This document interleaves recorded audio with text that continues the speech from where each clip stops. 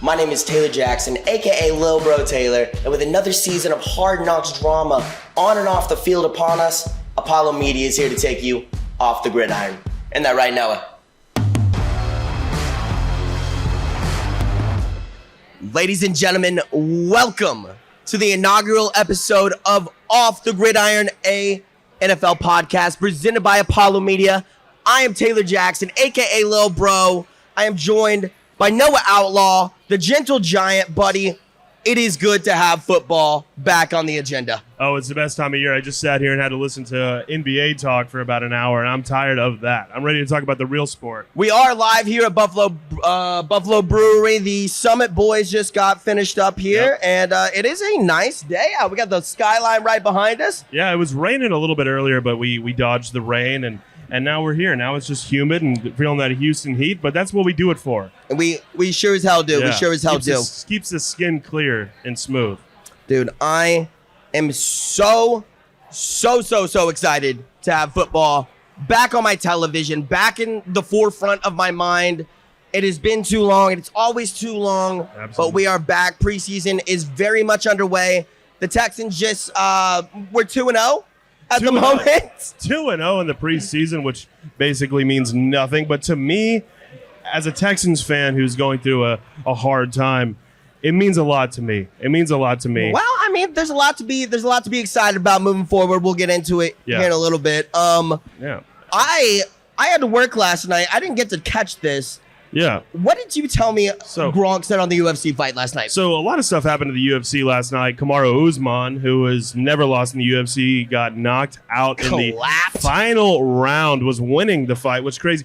But what you don't expect usually from a UFC event is NFL news, and that's what we got. Rob Gronkowski, who's now retired, announced his retirement, no longer going to be playing football, was on with Dana White, who's the head of the UFC, and mentioned something interesting, and I wanted to get your take on this. Gronk, this is confirmed by Gronkowski. We'll hear things like this in the NFL sphere, but this is confirmed by the player. Dana White said that before Tom Brady went to the Buccaneers, it was a done deal for Gronk and Brady to go to the Raiders. But, you know, John Gruden apparently wasn't excited for that, wasn't down for it, wanted to ride out with Derek Carr. So what happened? What the hell is going through Gruden's? Whenever that whole turmoil was going underway, I thought he was kind of getting the shit into the stick there. Yeah. I didn't think he was as bad as everybody was saying. If this man turned down Tom Brady, what the hell are you doing, John? It's inexcusable. And that's, one thing about head coaches in the NFL is they're very stubborn. I've learned that they're very stubborn.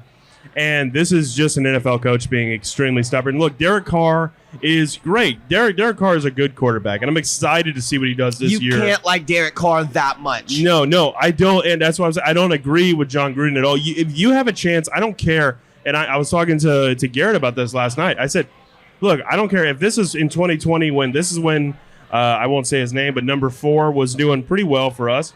I don't even care if we have a top 10 quarterback like Derek Carr may have been in 2020. You do not turn down Tom Brady and Gronk, especially when you're a team like the Raiders who was going into their first season in Vegas. This was their first big year. They're after their move.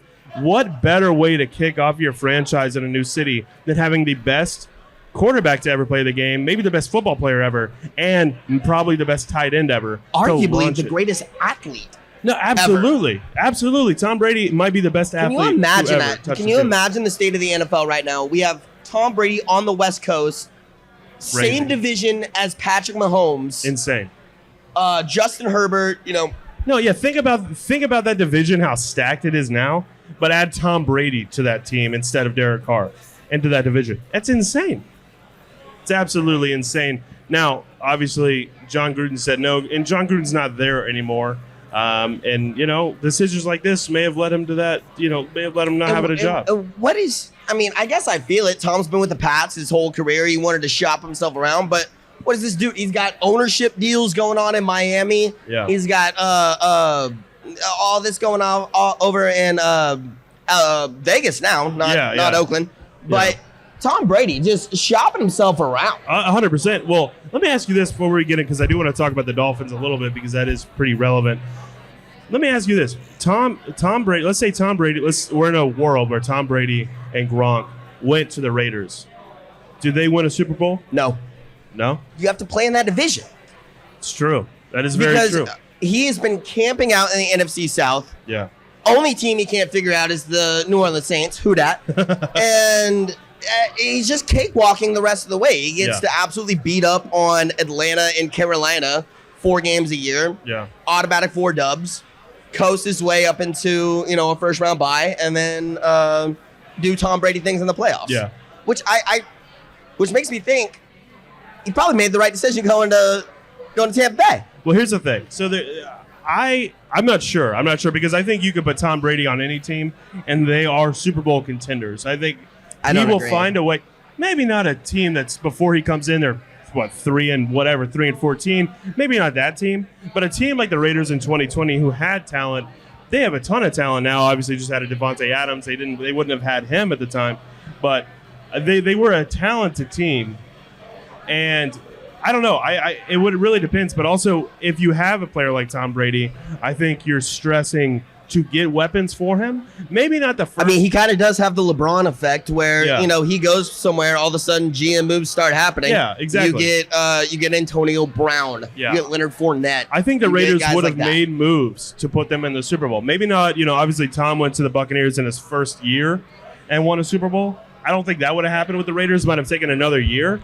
But I do think the Raiders would have got there just with the Tom Brady effect and the Gronk effect. You know what I mean? Tom Brady, if you don't have any weapons, he's gonna feed Gronk, and Gronk will get you where you need to go. You know what I mean? It would have been a fun ride. No doubt about it. No doubt about it. It's not the only drama coming out of the Bay Area, though. Yeah. 49ers seem to have completely committed to Trey Lance moving forward. Where is Jimmy G going? Where is there left for Jimmy G to go? It's such a weird time in the NFL, right? Because the quarterback market is so... Every team kind of has their guy right now. They either have their guy or they don't want to invest yet. Exactly. They don't want to invest because this next year's QB class is stacked to the gills. So much better than this past year. Oh, my God, by 10 miles. So a lot of teams are either kind of what Seattle's kind of doing right now. I think Seattle's in full tank mode. They're looking at C.J. Stroud. They're looking at Bryce Young there and seeing what they can do. And I think they want one of those guys. Drew Lock, I think we can both agree, isn't that guy. Nah, we cannot agree. I'm such a Drew Lock stan. Oh, are you? I'm a Drew Lock truther, if we're being honest over here. Lilbro Taylor, big Drew Lock guy. Watch. I have the Seahawks getting 7 wins. All right? What? The Seahawks. I have the Seahawks almost doubling the Texans' wins this year. You are outside of your mind. They're good. By far the worst team in football. I know. By far. I know. All right, but I don't. Speaking of Jimmy G, though, I'm not sure. There's no real interest from any teams. The Browns were a little interested, according to Ian Rappaport. That in my head, that's the only location. And I'll say his fucking name. Fuck Deshaun Watson. I'll start on that train here, right now. Episode 1. Yeah. But with him getting out 11 games, that suspension. That is full, because we've been flip-flopping on it. That is full set now. It's 11 games. Yeah, 11 games. Hold on, we got a train behind us. The train coming. No, we're good. Oh, we're good? Probably can't hear cool. it. Yeah, no, but here's the thing. Deshaun gets the 11-game suspension, by the way. It's something we haven't talked about. It's kind of interesting that we play the Browns week 13. Oh, what a game that is going to be. You best believe Apollo Texans going to have a tailgate going absolutely. For the revenge game coming up. Yes, the tailgate for the Browns game is going to be something we're working on and definitely want to see you out of that. Which is obviously, you got to think it's no coincidence. The NFL wants a storyline. They want that game. They want Deshaun returning. Deshaun wants to play here, but that's going to be a bad day for him. But usually I hate the way, American media loves to build somebody up, tear them down. And even though that did follow this path, this man did it to fuck himself. Yeah, absolutely. So I'm praying on his downfall. Yeah. I can't wait for one of the Texans' 4 wins to be against Deshaun Watson. The Cleveland Browns and Deshaun Watson. But the Browns are the only team that have had interest in Jimmy, other than maybe the Seahawks. But also the Niners aren't going to trade Jimmy to the Seahawks and they see him in the NFC. It's not going to happen. So if you were a GM of any team, that maybe needed a quarterback. Where do you see Jimmy going, even though there might not be interest? But what team do you think should reach out? Nowhere. I think it's going to get down to the very last day. I think the 49ers are going to absolutely be forced to cut him because what is another 16, 17 million on the books just to keep him on the roster? Try 24 million. 24? No, Jimmy G's contract is batshit crazy. So I think they're just going to be forced to release him. Yeah. And then I kind of think he sits there for a minute. Somebody will go down at some point. Yeah.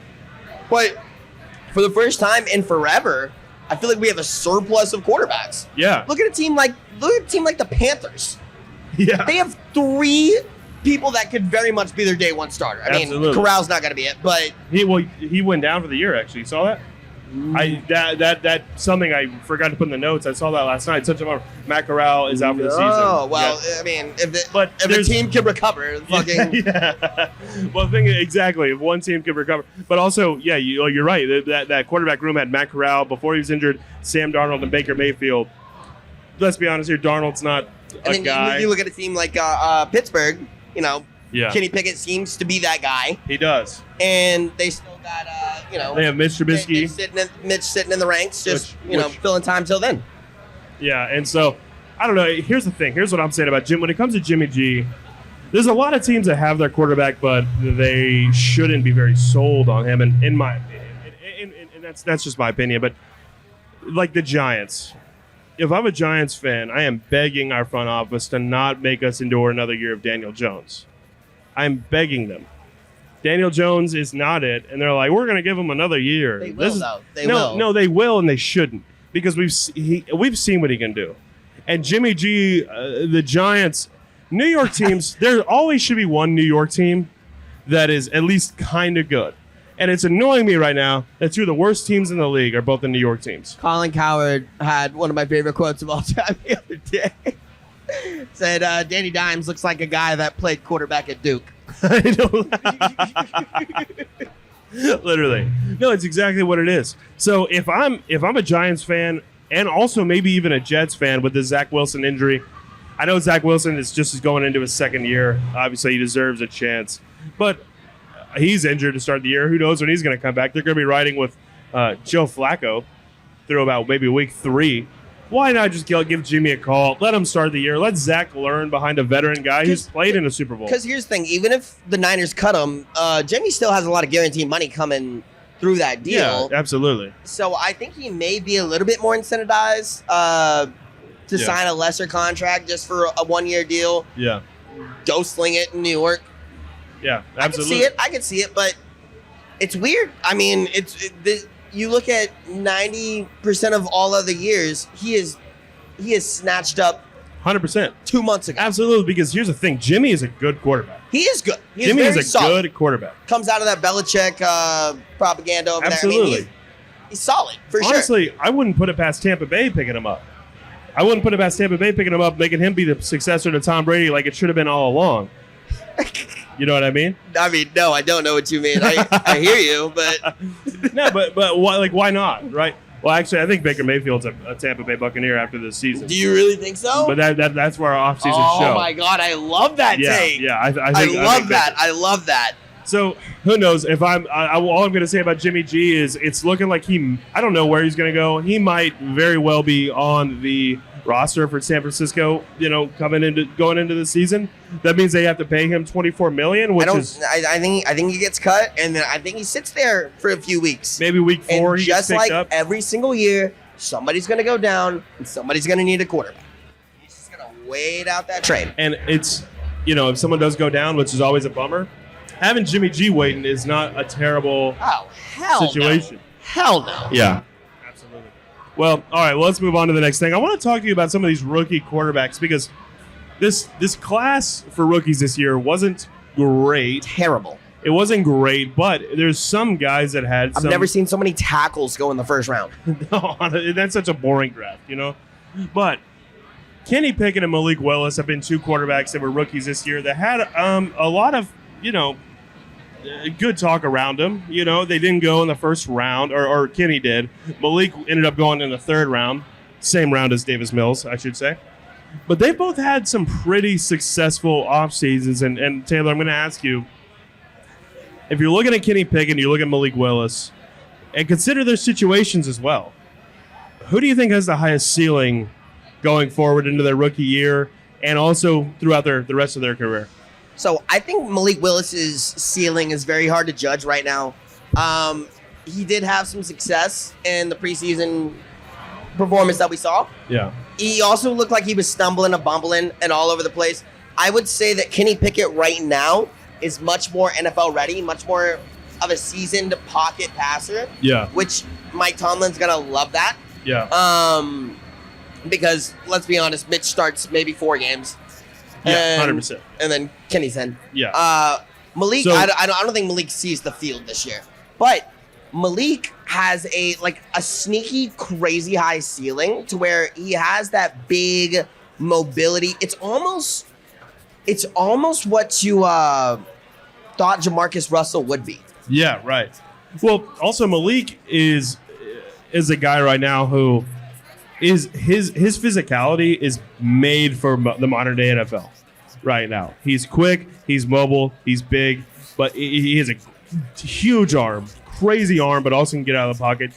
And that's where the NFL is heading right now. These mobile quarterbacks we're looking at, most of the guys are mobile. And as a guy that played at a college like that, he's gonna need some time to get ready for Absolutely. this league. Well, here's the thing, and I think Malik's biggest downfall was playing at Liberty. You know what I mean? If he would have been playing at a bigger school, better school, he'd be a week 1 starter.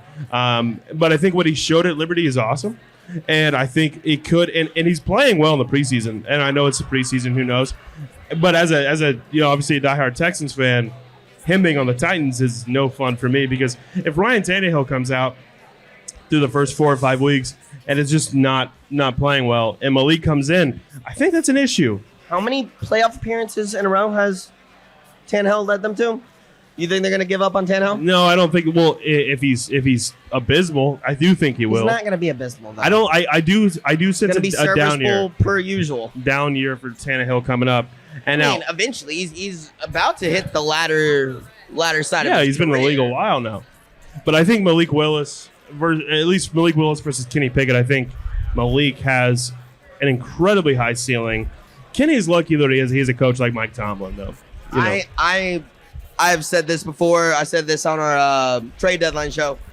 I think Mike Tomlin is the best coach in the NFL. Absolutely. I agree with you. I actually agree with you on that. What he's been able to do with some of these teams that have just been riddled with injuries. He's never had a losing stripped to the season. core. He's so good. He's so never solid. had a losing season.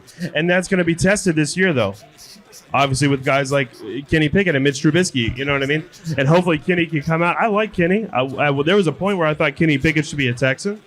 I wanted him to be a Texan. And I'm interested to see what he does there with Mike Tomlin in You want to hear a Pittsburgh. little fantasy sleeper I have this year? Somebody that just left that team. Juju Smith-Schuster is going to absolutely kill it this year. Yeah. Maybe. We'll see. Okay. Who is... I don't know. Who I think has he had Sky throw Moore. into him his entire career? I get it. A broken Ben Roethlisberger? Yes. Now you have arguably the most talented quarterback of all time. Yeah. Which is totally true. Tyreek Hill is not there anymore. I think Juju has a ceiling, and I think, honestly, Sky Moore is going to shock the world. I love Sky Moore. I thought that was the perfect pick for them. I actually think Sky Moore is going to lead their team in receptions and yardage and everything. I think Sky Moore is going to be the dude there, and I think Juju's going to have a fine year. But I can get behind yardage. I think Juju's going to have a fine year with Patrick. I don't think it's going to be anything compared to what Tyreek did. And I think Sky Moore is going to have a closer year, kind of be closer to Tyreek than Juju will. Well, I don't think either of them are touching Tyreek numbers, but they might. I like the way Sky fits in that offense. I do too. All right, guys. Well, that'll do it for our NFL segment. We try to talk about the NFL and the news around the league before we get into the Houston Texans. Yeah, we're going to sneak right on to some Houston football right here. And the dude that has really, I guess I wasn't very big on him moving into this, but after watching some tape, and especially over these past 2 games, Nico Collins is kind of that dude. He is. I think he's poised. He runs his routes with authority. He has a ball hawk mentality. I mean, especially with a guy like Davis Mills, who is just pinpoint. Yeah. That's his strength. Yeah. a guy that can find a little bit of room out there, a little separation, sit in the flat, not in the flats, but those wide posts. Yeah. That's going to be absolutely killer for him. And then with Brandon Cooks, obviously, just tearing up on the inside. But Nico, I think, is going to have a breakout season this year. And I think his success is going to be tied to that of Davis Mills and vice versa. Yeah, absolutely. So Nico and Davis are it's an interesting situation, right? Because they're both drafted in the same round of the 2021 draft, both third-round guys. And so they've just, ever since the beginning of their careers with the Texans, respectively, they've been just together the whole way. And I kind of sense almost like a Joe Burrow, Jamar Chase kind of relationship with them. And obviously I'm not comparing them to those two players because they're incredible, Jamar Chase and Joe Burrow. But I do think Davis and Nico have that potential, can have great chemistry together. And I think that really showed in preseason week 2. The first preseason game, we weren't really able to get a look at Davis. He played for 2 drives. There's a lot of handoffs. But one thing I really saw in the second preseason game was their connection together. Without Brandon Cooks on the field, which is obviously Davis Mills' #1 receiver, Nico was killing it, always open, always ready. Davis is hitting him nonstop, and obviously had a huge play in the end zone, an amazing catch from Nico. And I think that's stuff that he does. I've always said this, and I sound like a broken record, but Nico Collins is one of those receivers that makes a 50-50 ball, an 80-20 ball, or a 70-30 ball. He gets up there, he's big, he has size. Some of these corners who are 5'10", Nico's 6'3".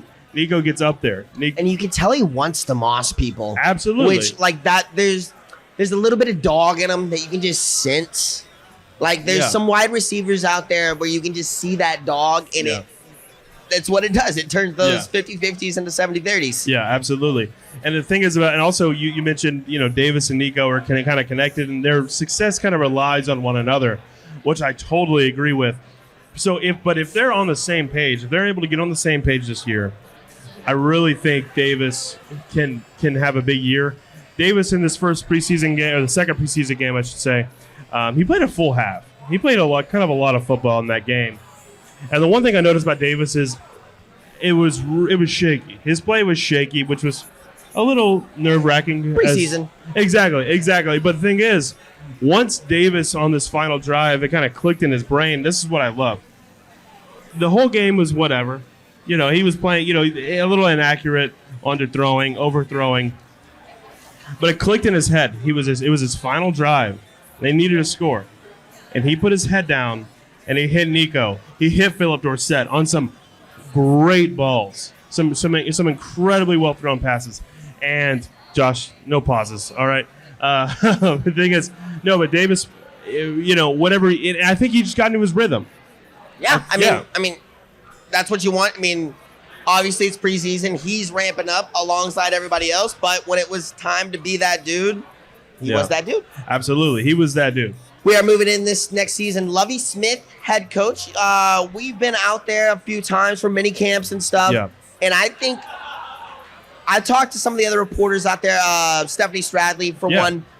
She says this year there seems to be authority that everybody's moving around with on the practice field. Yeah. Everybody's moving with intention. Yeah. And that seems to be an implication that Lovie's really put on everybody. I think the Texans' biggest demise this year is going to be their depth on defense. Yeah. But you have a defensive head coach. Maybe he's able to counter some of what would have been there. Yeah. And maybe they supersede what I think they're going to do this year. I mentioned it earlier.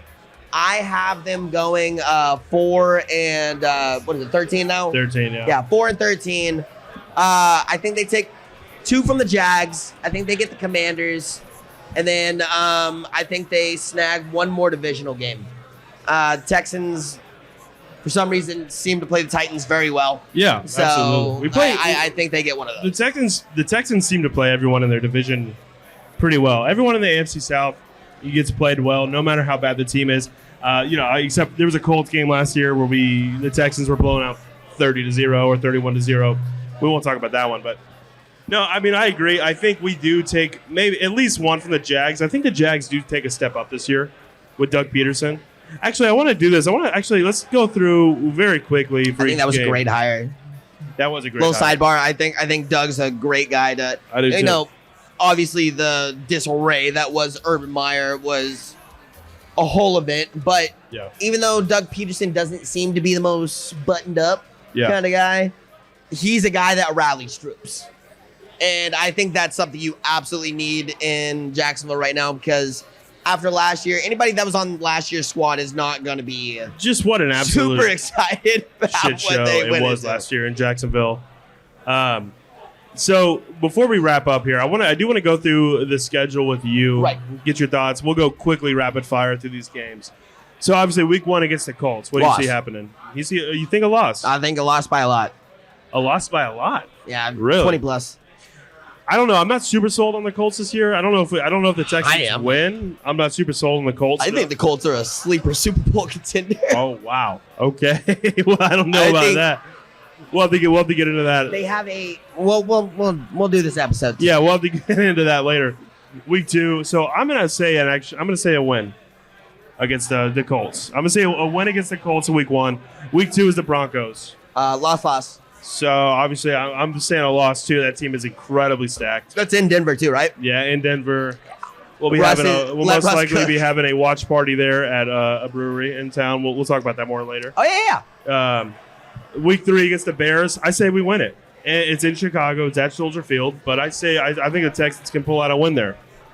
I think this is the game where Justin Fields gets everybody a little excited. Loss. I can see that. So we're 0-3 to start the year. Yes. You say? I say we're 2-1. Chargers. So I'm gonna say going 2-2. 0-4. In LA. As 0-4. all right, 0-4 for Taylor. No, not much hype. Week 5 against the Jaguars. Win. I think Texans Texans get the first win of the season. I think we absolutely own the Jaguars. I think the Jaguars are going to be what the Texans were last year. And with that being said, I think the Jaguars were absolutely nothing last year. So they actually have some building blocks now. They're going to let Trevor actually get out, with hopefully a smidge of protection. Yeah. To find hopefully somebody that plays wide receiver that owns 2 hands. Yeah. But once again, I think they're terrible. I think they also finished with 3 wins. They're the Jags? Yeah. Yeah, I can see that for sure. So I guess by that means I'm saying the Texans are 3-2 after beating the Jaguars in week 5. I got 1-4 after the Jags. Yeah. And then we got a bye in week 6. Week 6 bye, which is pretty early. It's kind of interesting. It's extremely early. Yeah. I hate having an early bye because the point of the bye is to give your body a rest after a long season. Yeah. You're 5 weeks in, dog. Yeah. You have we just added another week. Yeah. So you got another 11 games coming up after you. No kind of rest is happening with the week 6 bye week. Then the Raiders, I say that's an L too. So yeah, 3-3 for my predictions. 1-5. 1-5 for the little bros. Week 8 against the Titans. That's an in-division game. I think they lose this one. I think Malik Willis is starting this game. No way. I think Malik Willis is starting this game. Ryan Tannehill has led them to the playoffs, 3 years in a row now? All right, but Ryan Tannehill squeaks in every time. They do nothing. Well. They do nothing. All right, but the Titans, that's an L. I'm going to say that's an L. Eagles. L. Yeah, L. I think Jalen Hurts is a huge year. I think they win that division. I think they're a much more complete team this year than they were last year, and they were sneaky dangerous last year too. Yeah, they were. Week 10 Giants. L. I think it's a hard-fought game. Well, I think it's a close game. It's a close game. I think the Texans pull out. I do think we beat the Giants. They're in week 10. So what do I have it at right now? 1-7. I believe you're at 1-7. 1-6 because we had the bye week. Yeah, 1-6. And Commanders week 11. I gotta win. Yeah, win. Wait, Carson Wentz is not going to do anything with that team. Yeah, no. Also sleeper for Jimmy G, maybe. Yeah, absolutely. Well, I don't know. I think they go with Carson, actually. Now I'm thinking about it. I mean, we'll see if Carson is absolutely abysmal through 4 weeks. It's true. Then maybe they get Jimmy G. All right, moving on here. Dolphins, week 12. L. You think so? Yeah. I think it all depends on what Tua's doing by week 12. Dude, you have Jalen Waddle and Tyreek Hill on the outside. L. That is true. That's very true. Yeah, I'd have the Texans losing that game. Big game. Maybe a tailgate game for the Apollo Texans off the gridiron crew.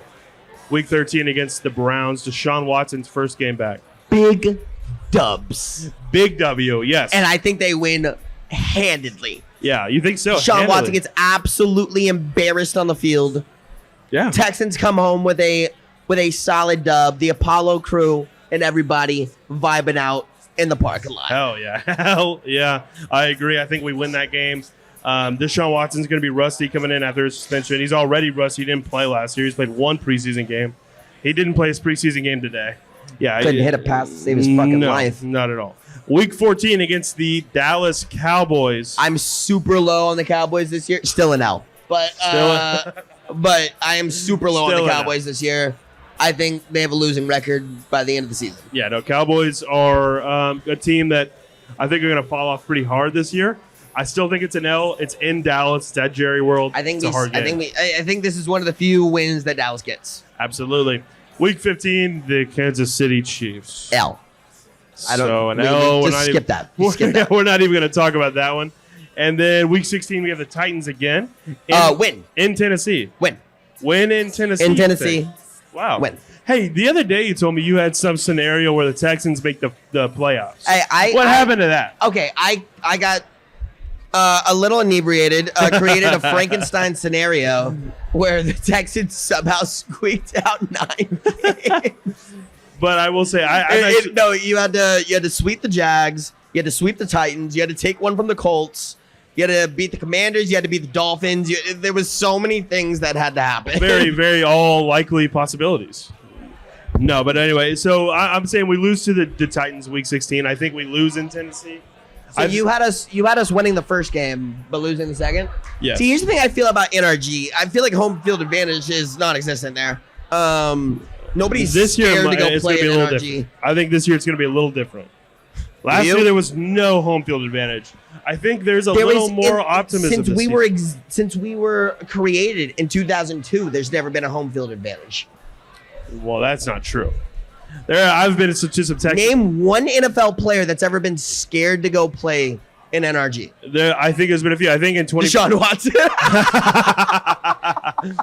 I think when J.J. Watt was in his prime, I think teams were kind of scared. There was games I went to where the walls were rattling in that place when J.J. made a play. So I think there's been home field advantages, and maybe not this year, but there has been in the past. And NRG gets loud. I mean, yeah, it's the fourth biggest city in the country. You can fit how many in there? Like 80, 90? 90,000 people, yeah. All right, last couple of games of the year. Jacksonville, week 17. I think we sweep the Jags. You think we sweep the Jags? Yeah.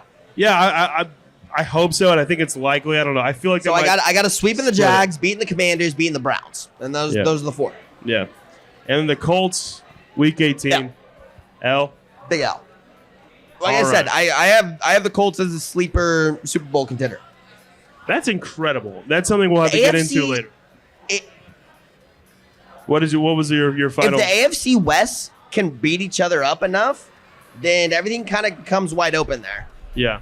So final record prediction, do you think? 4-13 now, right?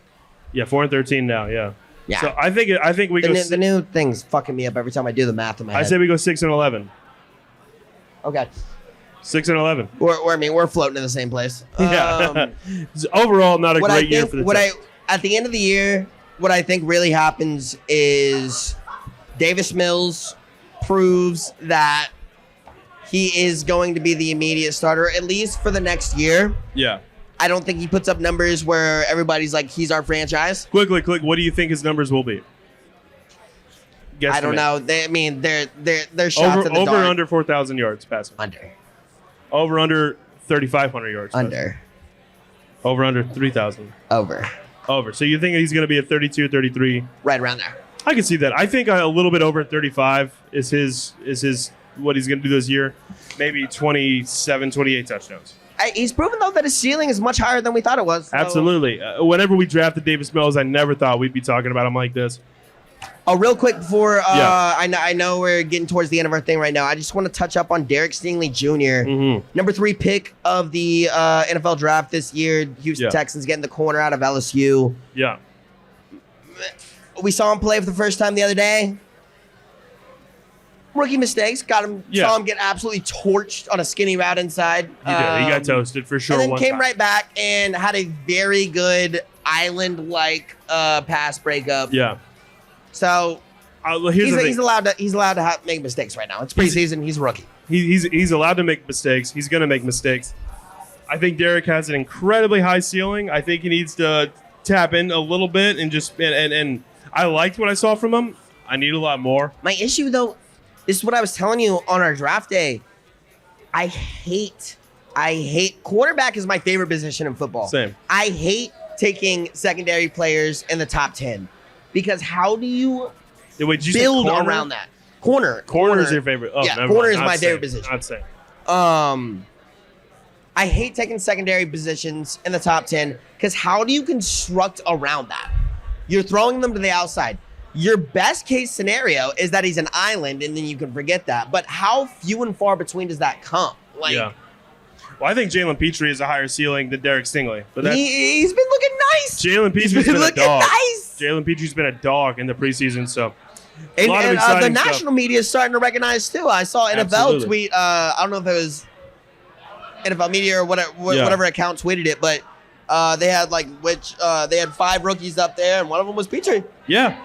Also, another guy we haven't talked about before we wrap up, Dameon Pierce. Yes. Having a great preseason. He didn't play in the second game because he dominated the first game. So very excited to see him. I think he's most likely going to get the majority of the carries this season for the Houston Texans. Marlon Mack is technically the starter, but who knows what's going to happen there. But all right, guys. Well, we're live from Buff Brew. We're wrapping it up here. Taylor, this has been a fun one. It has been so fun. I am so happy that the dog days of summer are finally coming to an end. Oh, thank goodness. Football is here. It's okay. We can relax. It's going to be okay. It's back. Football's coming around the corner. Regular season starts. We have one more week of preseason, and then regular season is right around the corner. Guys, you've been listening to Off the Gridiron. This is Off the Gridiron. We will be here weekly moving forward for the rest of the football season. Yep. And then towards the end of the season, we'll update you on whatever we got to do for all that. Absolutely. But thank y'all so much for tuning in. It's been a pleasure. Thank you, Buffalo Brewery. Great. Guys, thank you so much for watching. Make sure you leave a like, subscribe on all the platforms that you listen or watch podcasts on. And we will see you later. Peace.